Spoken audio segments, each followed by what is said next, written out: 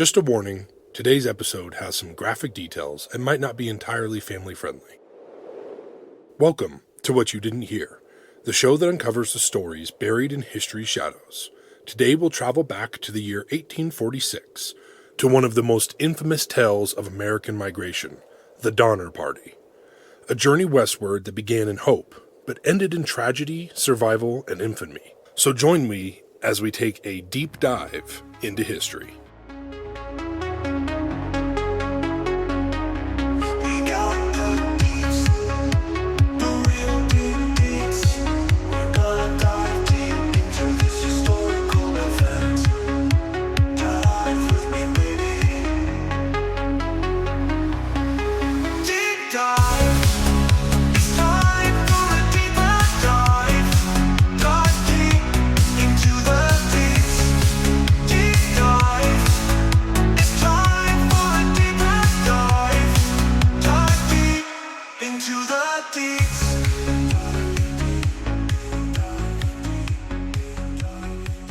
The mid-1840s were a time of expansion and promise. The Oregon Trail and the California Trail carried thousands of settlers westward, chasing farmland, opportunity, and a new life. Among them was a group led by brothers Jacob and George Donner, and by James F. Reed, an Illinois businessman.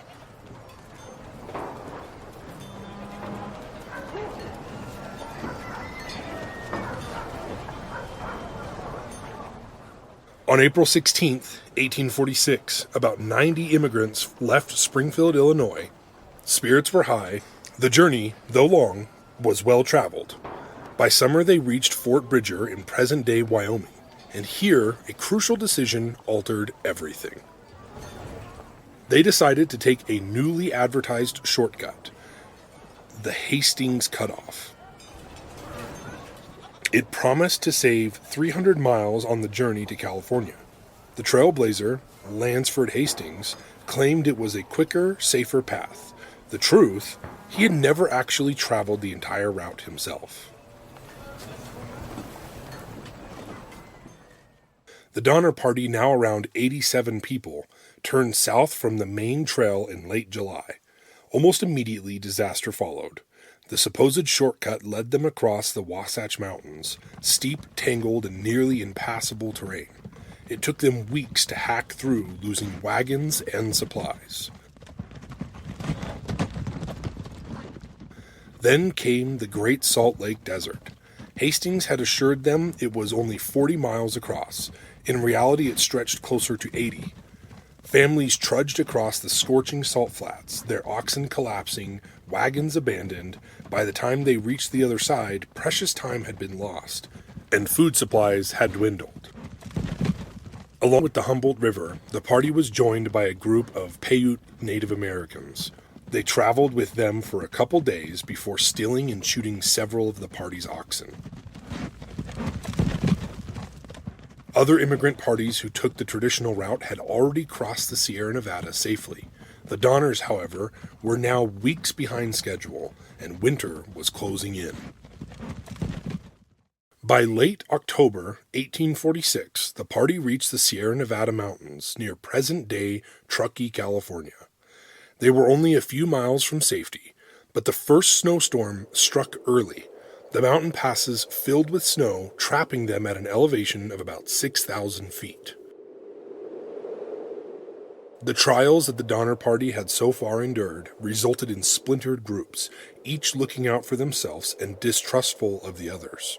Grass was becoming scarce and the animals were getting weaker and weaker. To relieve the animals' load, everyone was expected to walk.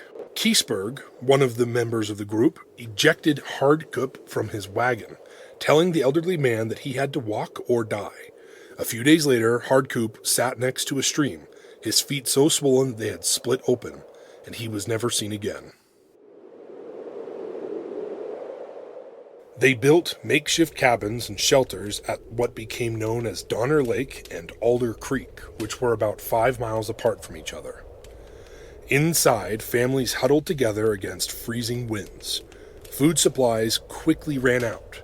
They ate what they could. They boiled leather, bark, and bones.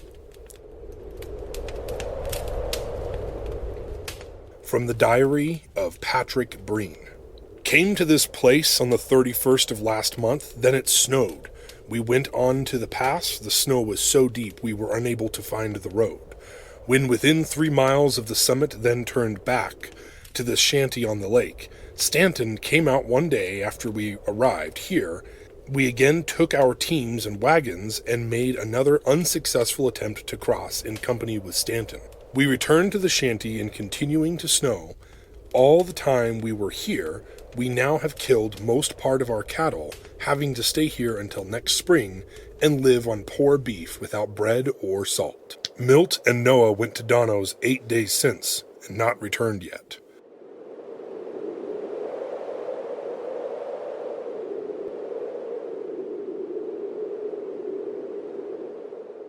Hunger gnawed at them as snow piled higher and higher. The hope of crossing the mountains faded. In mid-December, 15 of the strongest set out on foot, desperate to find help. They were nicknamed the Forlorn Hope.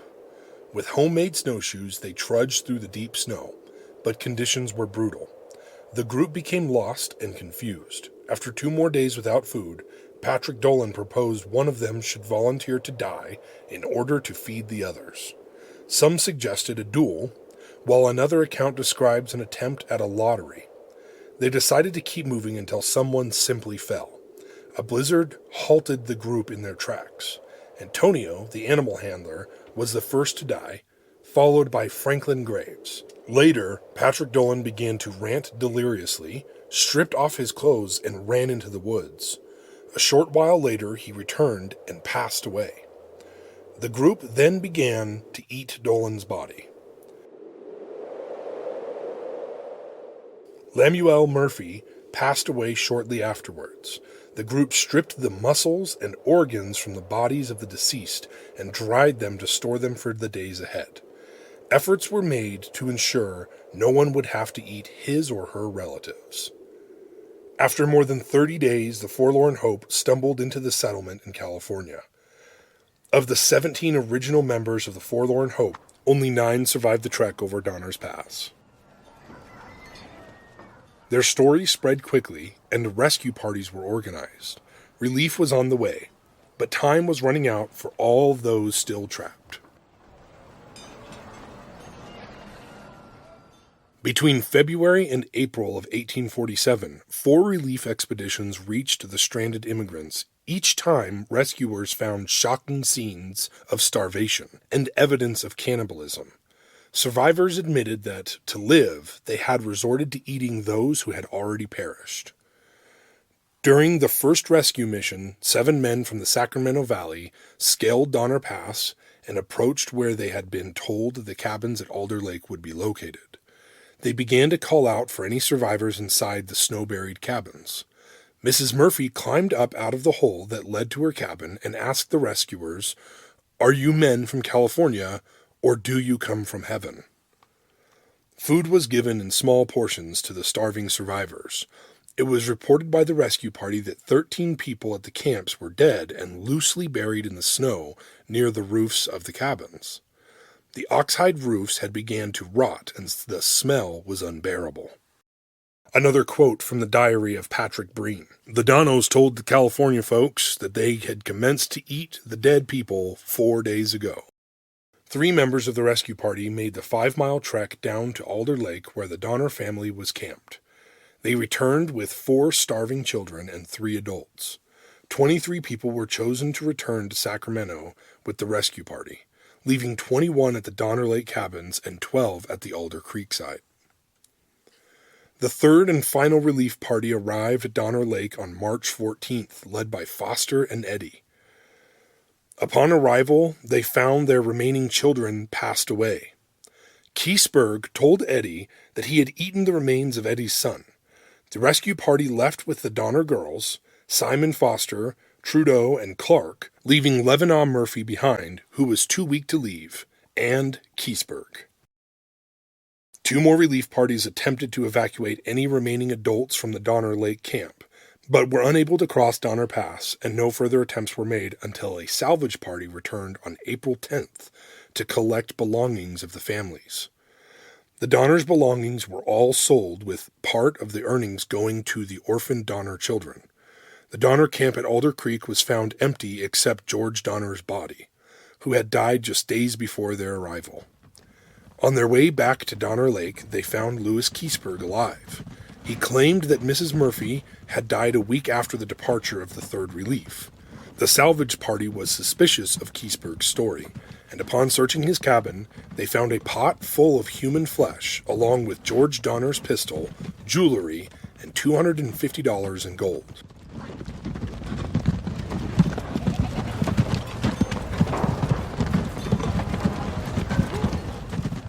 Of the original 87 members of the Donner Party, only 48 survived. Among them, women and children who endured unspeakable suffering. The story horrified the nation, turning the Donner name into a synonym for desperation, but also for human survival against impossible odds.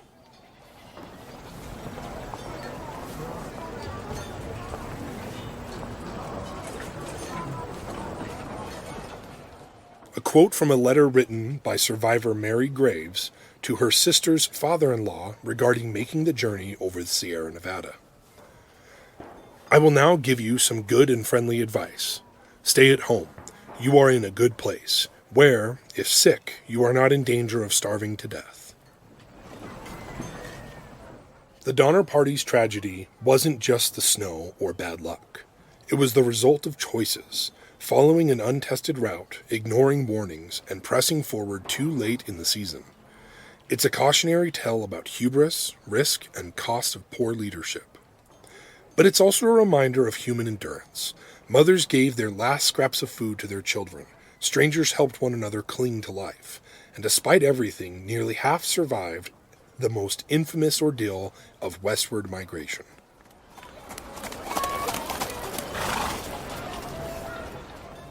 The Donner Party remains one of America's darkest legends. A story not just of tragedy, but of resilience. When we think of pioneers, we picture covered wagons, endless prairies, and golden opportunities. But hidden in the snow of the Sierra Nevada lies a harsher truth. Sometimes the dream of the West demanded everything.